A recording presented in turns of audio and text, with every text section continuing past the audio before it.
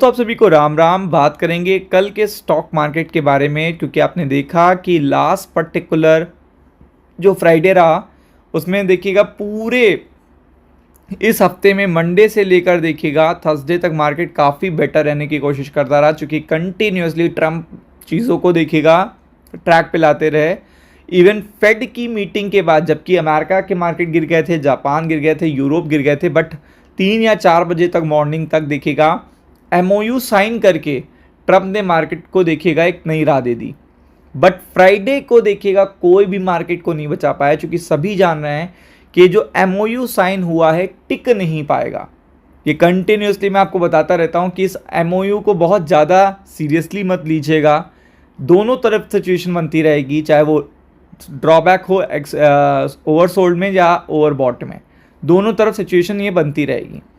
तो बात करते हैं कल के मार्केट के बारे में। तो कल पहले तो मार्केट देखिएगा क्या ओवरसोल्ड है, आप देख रहे हो यहाँ पे पूरी तरीके से मार्केट ओवरसोल्ड है। निफ्टी बैंक भी अगर आप देखेंगे तो ओवरसोल्ड है। तो स्ट्रैटेजी कल की रहेगी क्लियर। क्या है स्ट्रैटेजी है बाय ऑन डिप्स की स्ट्रैटेजी है। अब साथ में अगर आप देखेंगे तो बाय ऑन डिप्स की स्ट्रैटेजी के साथ जो लेवल होंगे वो पहले जानना ज़रूरी है। तो सपोर्ट बता देता हूँ, तो 23,940 मेरे लिए बहुत इंपॉर्टेंट सपोर्ट है। अगर इसके नीचे भी मार्केट जाता है तो 23,860 देखिएगा, ये सपोर्ट है। ये सपोर्ट पे मार्केट देखने मिल जाता है, बहुत अच्छी बात है, बहुत ही अच्छी बात हो जाएगी। अगर गैप डाउन ओपनिंग हो जाए तो इससे अच्छी बात नहीं हो सकती, आप ये समझ लो, इससे अच्छी बात नहीं होगी।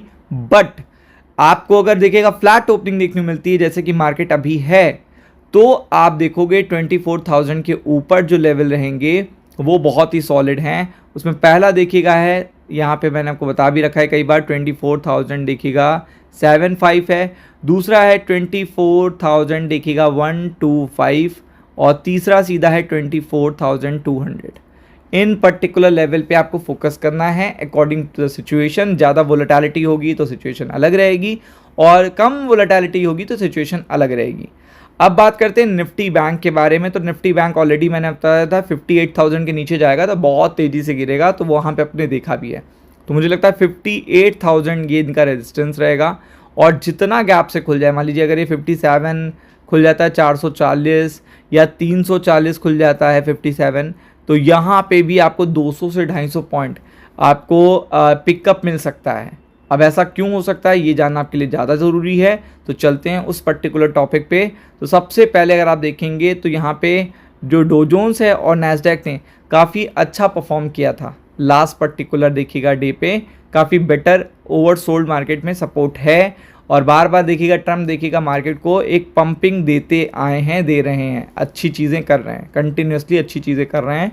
तो वो एक बड़ा देखिएगा मुद्दा है। आगे अगर आप देखेंगे तो आप देख सकते हो यूरोप के मार्केट भी देखिएगा मतलब बहुत ज़्यादा पैनिक में नहीं है, ठीक है, अच्छा बिहेव कर रहे हैं, तो वो चीज़ काफ़ी अच्छा वर्क करेगी। मतलब सपोर्टिव देखिएगा, आपको देखना है कौन से सपोर्ट्स हैं। तो ये सपोर्ट अच्छा देखने को मिल रहा है। डेटा हमारा अच्छा आया है, मतलब जो डेटा आना होता है, जो डेटा देखिए इम्पैक्ट करता है स्टॉक मार्केट पे, वीकली जो डेटा आता है वो काफ़ी बेटर आया है। और अमेरिका का भी डेटा बेटर आया है, दैट्स वाई देखिएगा यहाँ पे यूरोप के और एशिया के मार्केट अच्छे देखने को मिल रहा है। फिर अगर आप देखेंगे तो सब मार्केट ओवरसोल्ड हैं, तो यहाँ पे भी देखिएगा इन्वेस्टर्स लौटते हुए देखने को मिल सकते हैं।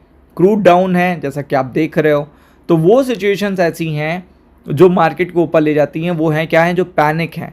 वो पैनिक अगर दूर होना चाहिए, जैसे देखिए अगर आप देखेंगे जो रुपी है INR है वो अच्छा बिहेव कर रहा है।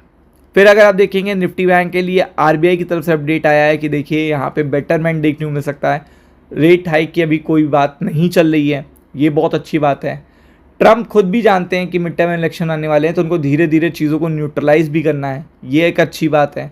हमारे जो नंबर्स आए स्टैटिस्टिक के वो बहुत शानदार आए, वो भी एक अच्छी बात है। तो ऐसे मल्टीपल देखिएगा, ग्लोबल मार्केट में तो चीज़ें अच्छी हैं ही हैं, मल्टीपल ऐसे पर्टिकुलर जगह हैं जहाँ पे चीज़ें बेटर देखने को मिल रही हैं। और सबसे बड़ी बात है क्रूड, हमारे लिए सबसे बड़ी दिक्कत की बात है क्रूड। और क्रूड अगर अच्छा हो रहा है तो इसका मतलब है कि इंडियन स्टॉक मार्केट कभी भी देखिएगा रिकवरी कर लेगा अगर क्रूड ऑयल सही है, क्योंकि हमारी सबसे ज़्यादा डिपेंडेंसी एनर्जी को ही लेकर है।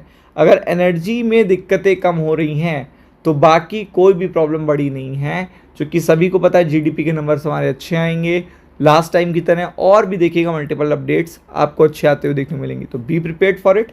राम राम।